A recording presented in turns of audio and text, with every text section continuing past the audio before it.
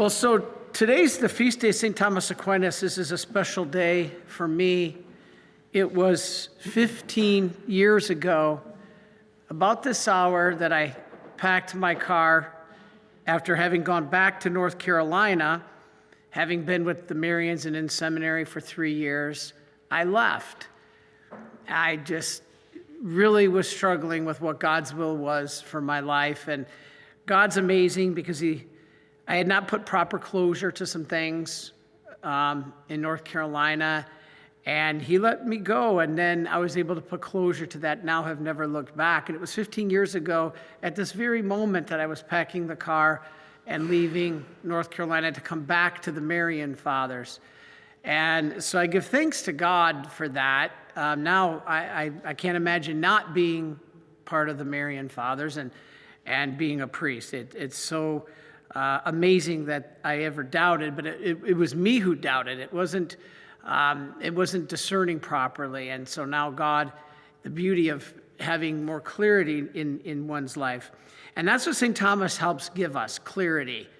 Today, this is a saint, and I'm about to give you probably the deepest. Now remember, only in the Catholic Church do our priests are more than you learn in other faiths, because we study something called philosophy before we even get into theology. Philosophy is the study of man, of reason, of the cosmos. Cosmology, for instance, is part of philosophy. But today, I'm going to kind of summarize. I did a show on this on EWTN, so I'm going to give you kind of a summary of it. It's not exactly the same, but it kind of summarizes it. And this is, I won't be able to do all the 5 proofs for God, but I'm going to pick a couple, because what Thomas Aquinas says is we can prove to you that God exists without even have to go faith at all, without any divine revelation, without any Bible, without any church. Without any of that, I can prove to you, he says, that God exists. And he does it through human reason alone. And he has the 5 proofs for the existence of God. And I'd like to read from you my philosophy paper that, I'm not going to read the whole paper, I'm just going to kind of summarize it, that you can see that God exists just by thinking about it. It's really amazing. And so it shows that we can prove that he exists without any faith or revelation at all, as I said. So how? How can we prove that God exists, especially to those who don't believe? Well, let's try. This is probably it is the deepest philosophy I'll ever get into. But think about this. This is so amazing. Now, to prove God exists, we can start with the argument from what is called causes. All right, everything needs an explanation. Nothing just suddenly appeared. Nothing just is. Everything has some reason for why it exists. For example, I always point to my parents caused me. Well, who caused them? My grandparents caused them. Well, who caused them? Well, their parents caused them. But it's not that simple. I also wouldn't exist, or I wouldn't be here without billions of other causes besides my parents. From the creation of the universe, through cooling of the galaxies, to evolution of the protein molecule, to the marriages of all my ancestors going back hundreds, thousands of years. So everything that is, the universe, is this vast chain of causes. All right, but does the universe as a whole have a cause? Is there a first cause, an uncaused cause, the cause of all the other causes? If not, then there's this infinite regress into the past. Because what caused this? Well, that caused that. Well, what caused that? Well, this caused that. You can't keep going back infinitely. There has to be a starting point. okay?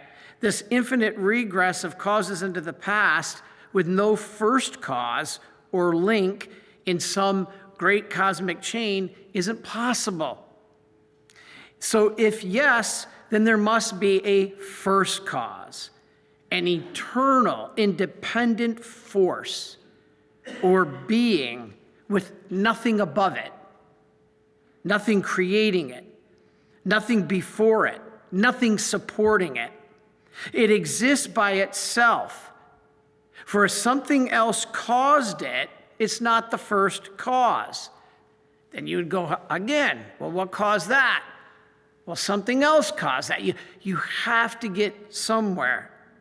If we can prove that there is such a first cause, such a being, that would have to be God. So let's think about this. If there is no first cause, then the universe is like a railroad. Think of a railroad train, moving without an engine. Think about this. Each car's motion is explained by the motion of the car in front of it. Okay, what pulls the caboose? Well, the caboose moves because of the boxcar that's in front of it. It's moving it.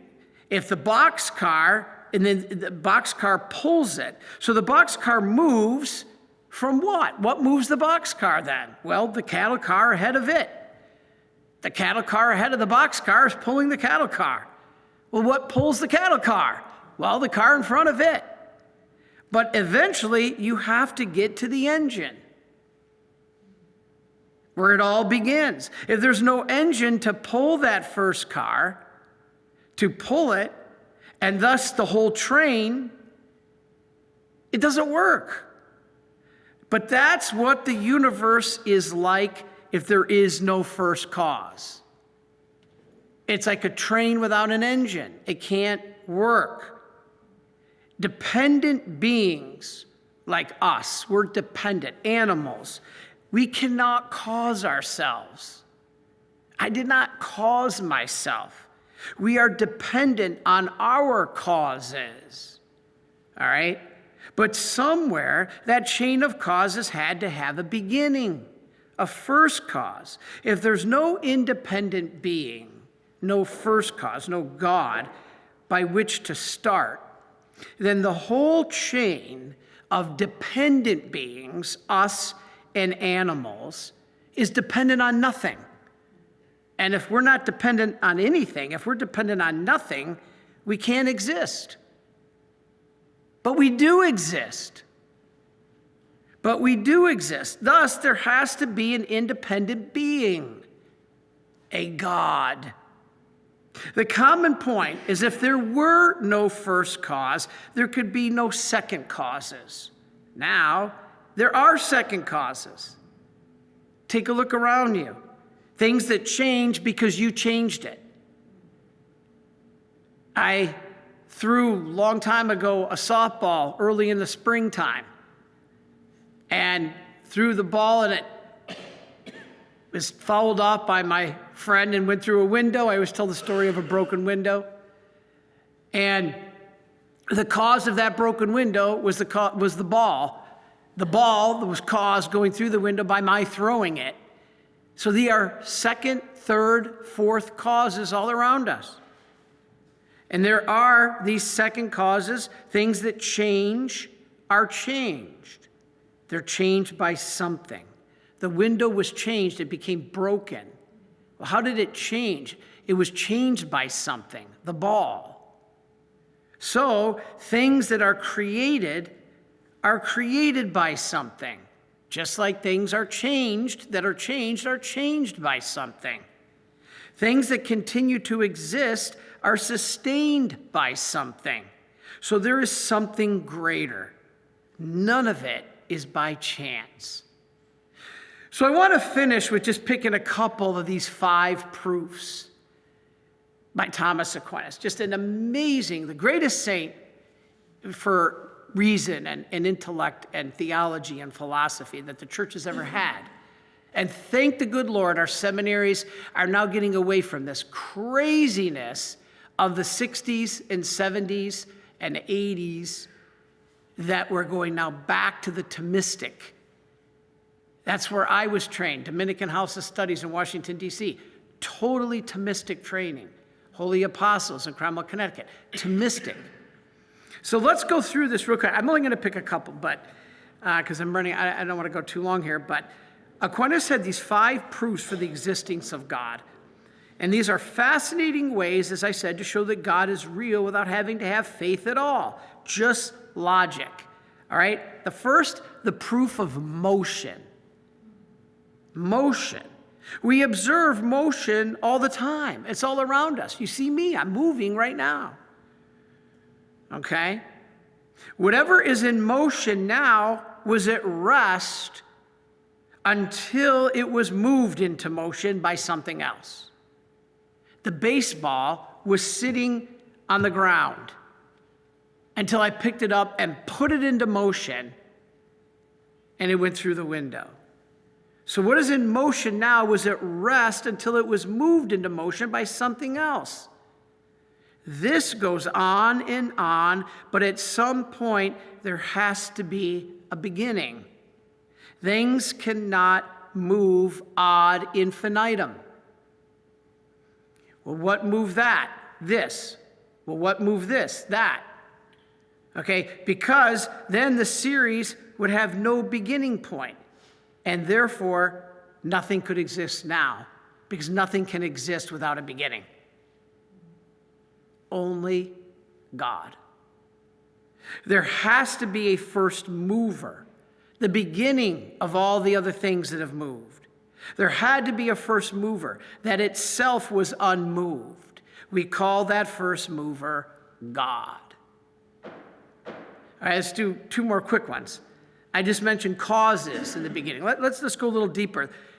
Thomas Aquinas says you can prove God exists by efficient cause. What does that mean?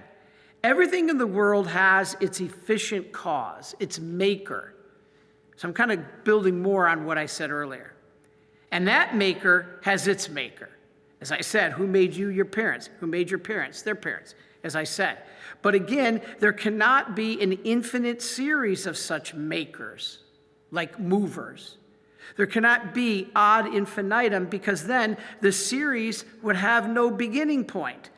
And if nothing has no beginning point, it can't exist now. There must have been a first maker that himself or itself was not made. We call that first maker God, the efficient cause. And lastly, I'll jump all the way to his last proof, my favorite, intelligent design. The world cannot exist by random chance. If you go into the doctor's office, which I just was in last week, and I'm always fascinated by the drawing of the male body and the female body that shows the internal, and I always laugh. You know, there's God made the man, it's kind of some basic plumbing, some basic function, and that's pretty much it. But look at the woman. Whoa. Remember Scott Hahn said, when God created the woman, he said, whoa, man. Woman, get it? Whoa, man. And if you look at the detail and how everything works in how the woman procreates and how the baby is created and the ovaries and the fallopian tubes and just any of the bodies, man or female, the bladder and the liver and the brain and how it all functions and the muscles and the skeleton frame, it's the skin, everything. And so it's not random. This didn't happen from an amoeba crawling out of the ocean, right? Look at the design of it all. Just look at the earth on its axis, the temperature which we live. Now, it may be super, super cold, but 6 months from now, we're going to be complaining how super, super hot it is. But yet we're within a range that if we go too far one way or too far the other, we don't exist. If the earth was to tilt 1 tiny millidegree on its axis, we would cease to exist. You think that's random? On the infinite ways that it could it could be positioned in the universe? That if it was off by 1 degree, we wouldn't exist? Do you think that's random? No. If we were off by even the slightest amount, as I said, we would not exist. As we look at the world, we see a lot of evidence of an intelligent designer. Look at a bird's wing, designed for the purpose of flight. The ear. I was looking at the ear on the doctor's office. The ear, designed for the purpose of hearing. The eye. The eye itself, and the nerve endings, and the pupil, and the cornea, and how the refraction of light is affected and taught and shown into the brain. And then there's the beauty. I always put to the example, my favorite, a rainbow trout. If you've ever caught a rainbow trout, it's one of the most beautiful things ever. It's just like, and the rainbow's been hijacked. But this is the point, the beauty, as I mentioned, the human body. These had to be designed. They're not random. There had to be an intelligent designer. And that designer we call God. It wasn't random. It didn't happen by itself. It has an intelligent designer. You know, it's amazing that we can actually prove that God exists without even having to rely on faith.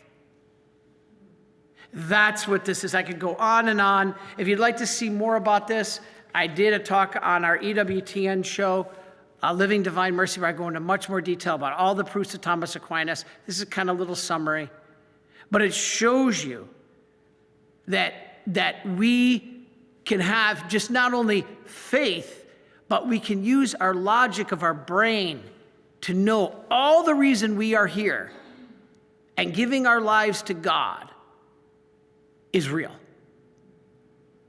It's not to be doubted, even though God works with our doubt. And that's where trust comes in. And we're going to hear a little bit about that from St. Faustina at the end of communion. God bless you.